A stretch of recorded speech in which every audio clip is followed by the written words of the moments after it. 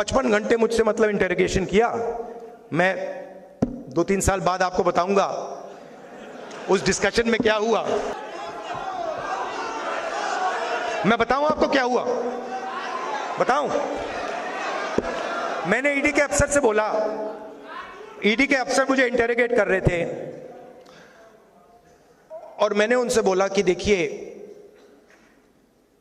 आप सोच रहे हो कि आपने मुझे यहां बुलाया है,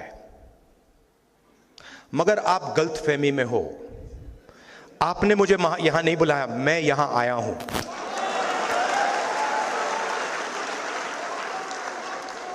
और आप जानते हो मैं यहां क्यों आया हूं? कहते हैं नहीं, मैं यहां इसलिए आया हूं क्योंकि मैं देखना चाहता हूं हिंदुस्तान के लोकतंत्र की हत्या कौन लोग कर रहे हैं।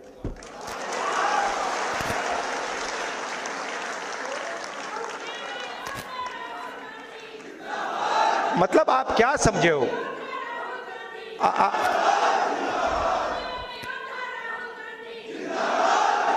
मैं वहां पे इंटेरोगेशन हो रहा था, वहां पे एक सेल पड़ा हुआ था, वो लॉकअप होता है, वो इंटेरोगेट कर रहा है मुझे। मैं सोच रहा हूं यार, मेरे परदादा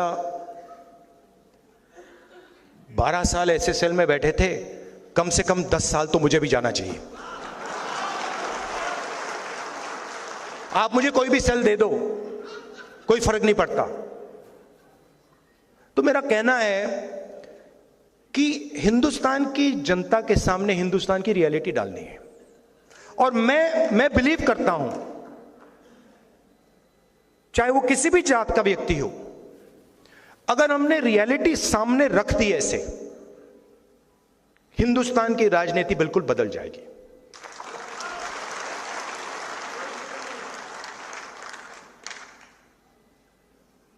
और उसको बदलना ही होगा, क्योंकि 90% को आप चुप नहीं रख सकते, 90% की शक्ति को आप कंट्रोल नहीं कर सकते, कुछ भी कर लो।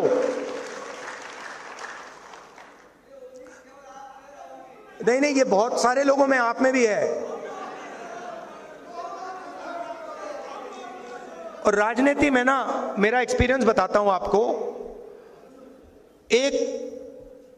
एक होता है जो सुबह उठता है, कहता है भैया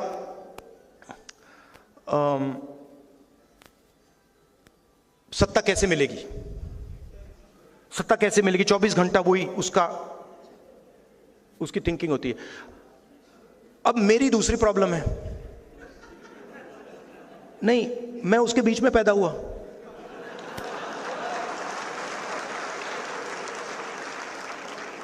अब अजीब सी बात है, मुझे उसमें इंटरेस्ट ही नहीं है। वो मेरे लिए औजार है, वो मेरे लिए औजार है कि उसका मैं प्रयोग जनता की मदद करने के लिए कैसे करूं।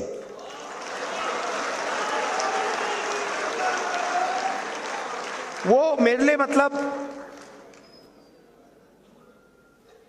ड्रग नहीं है, नशा नहीं है। मैंने अपनी दादी की लाश देखी है, पिता की लाश देखी है। तो एक पॉलिटिकल व्यक्ति के अंदर एक पॉलिटिकल क्रिस्टलाइजेशन होता है। बहुत सारे लोगों के अंदर पॉलिटिकल क्रिस्टलाइजेशन कभी होता ही नहीं।